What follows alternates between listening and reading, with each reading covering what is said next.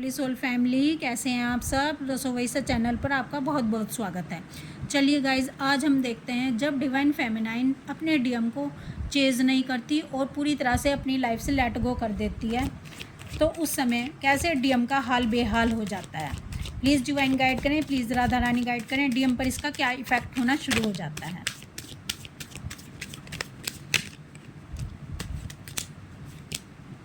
The hermit, page of swords, 5 of Pentacle, Ace of Swords, King of Wands, the Empress, Death card.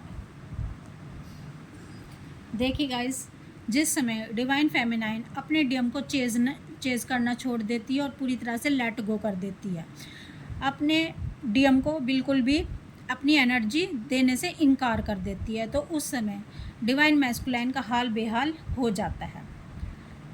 क्योंकि ये वही time होता है जब डिवाइन मैस्कुलाइन को थर्ड पार्टी और कार्मिकों से अपना कर्मा बैगेज क्लियर करना होता है। जब डीएफ इस जर्नी में आती है तो वो अपना कर्मा बैगेज क्लियर करके आती है। डीएफ पहले अपना कर्मा बैगेज क्लियर कर लेती है और जब एक लाइट में कन्वर्ट हो जाती है, उसके बाद बारी आती है डीएम की। डीएम को लास्ट में अपना कर्मा बैगेज क्लियर करना होता है डीएफ के बाद। और जब डीएफ पूरी तरह से अपने डीएम को लेट गो कर देती है, उसी समय इनकी अवेकनिंग बहुत फास्ट हो जाती है, इनका कर्मा बैगेज क्लियर होना शुरू हो जाता है और उस समय डीएम तिल मिला जाते हैं, डीएम का हाल बेहाल हो जाता है, जिस समय डिवाइन फेमिनाइन अपनी एनर्जी देने से इनकार कर देती है। इनकी लाइफ में जितनी भी सिचुएशन होती हैं, जितनी भी पॉजिटिविटी होती है, जितने भी इनके कार्मिक थर्ड पार्टी होते हैं, ये उनमें खुश रह रहे होते हैं, ये अपना काम चला रहे होते हैं। लेकिन जैसे ही डीएफ लेट गो करती है तो ये सारी सिचुएशन, सारे लोग इनके अपोजिट चले जाते हैं, सब लोग इनके दुश्मन बन बैठते हैं और ये पूरी तरह से तिल मिला जाते हैं। इनको बिल्कुल समझ नहीं आ रहा था कि ये अचानक से हुआ तो क्या हुआ, कैसे इनकी हेल्थ ख़राब हो गई, बहुत ज़्यादा इशू हो जाते हैं इनकी हेल्थ से रिलेटेड और इनका फाइनेंस डगमगाना शुरू कर देता है। इनकी नौकरी भी चली जाती है किसी डिवाइन मैस्कुलाइन की, और इनके जो बिजनेस है अगर, तो उसमें भी अप डाउन आने शुरू हो जाते हैं।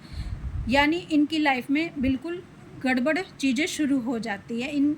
इनका जो इनके कार्मिक थर्ड पार्टी होती हैं वो इनसे लड़ाई झगड़ा करना शुरू कर देते हैं, यानी इनकी लाइफ बिल्कुल ख़राब होना शुरू हो जाती है। और उस समय इनको डिवाइन याद करवाते हैं इनकी डीएफ को।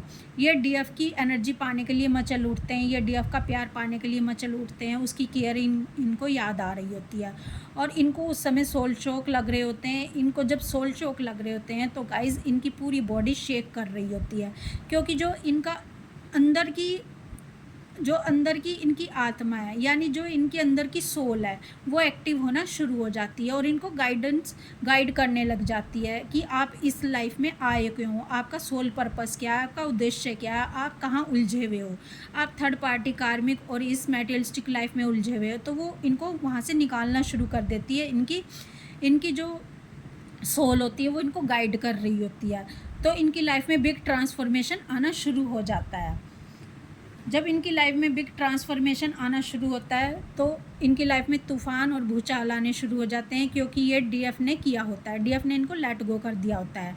यानी कहने का मतलब है कि ये डीएफ के प्यार एक्सेप्ट नहीं कर रहे होते, तो डीएफ को ये सब करना ही होता है।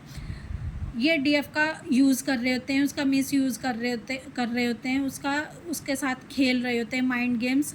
तो डीएफ को ये सब मजबूर होकर करना ही पड़ता है, क्योंकि ये अपने अंदर सुधार नहीं ला रहे होते हैं। तो इस समय जो डीएम है वो बहुत ही रिग्रेट फील करते हैं, बहुत ही अकेलापन फील करते हैं। ये जहाँ भी जाते हैं, चाहे ये सेलिब्रेशन करें कहीं पर, चाहे ये मैरिज में जाएं, कहीं भी जाएं, इनको उस समय अपने डीएफ की ही याद आ रही होती है। और या तो डिवाइन इनको सॉन्ग के जरिए या किसी वीडियो के जरिए या कैसे भी इनकी डीएफ की याद करवा रहे होते हैं।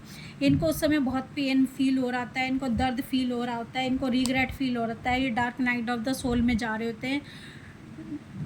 ये सब इसलिए हो रहा है ताकि ये जाग सकें, ताकि इनकी अवेकनिंग हो सके, ताकि ये भी डिवाइन लाइट प्राप्त कर सकें।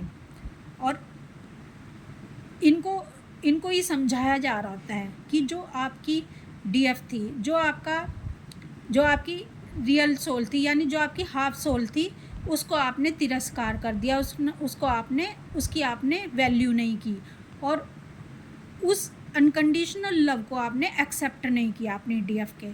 तो आपको ये सब भुगतान करना पड़ रहा है, आपको उन कर्मों की सज़ा मिल रही है। तो जब आप अपनी डीएफ के साथ इक्वल गिव एंड टेक करेंगे, अपनी डीएफ को स्वीकार करेंगे, उसके लव को स्वीकार करेंगे, और टॉक्सिक, कार्मिक और जितने भी आपके थर्ड पार्टी है उसको रिलीज़ करेंगे, तभी आपको सुख, चैन और शांति मिलेगी। तो इस समय डिवाइन मैस्कुलाइन की हाल बेहाल हो रखे हैं।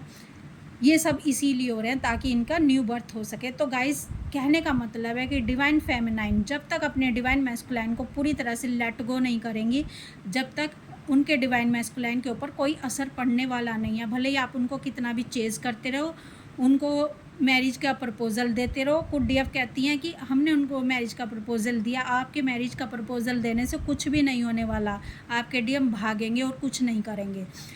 आपके डीएम आपकी तरफ आए, इसलिए आपको अपना इनर वर्क करते हुए इस जर्नी में आगे बढ़ना होगा, लाइट में कन्वर्ट होना होगा और अपने डीएम को लेट गो करना होगा। लेट गो करने का मतलब यहाँ ये नहीं है कि आप अपने डीएम को भुला दो या अपने डीएम से प्यार करना बंद कर दो। बस आपको इस समय आपको अपने प्यार करने का तरीका बदल देना है। आपको उनके फिजिकल अपीयरेंस की इस समय ज़रूरत नहीं होनी चाहिए। आप अपने अंदर के डिवाइन मैस्कुलाइन एनर्जी को बढ़ा लें, फिर आपको अपने डीएम की कमी फील नहीं होगी। लेकिन आप अपने डीएम को प्यार करने को मना नहीं कर रहा है कोई, बस आपको उनको सबक सिखाने के लिए अपनी लाइफ से लेट गो करना ही होता है। तभी आपके डिवाइन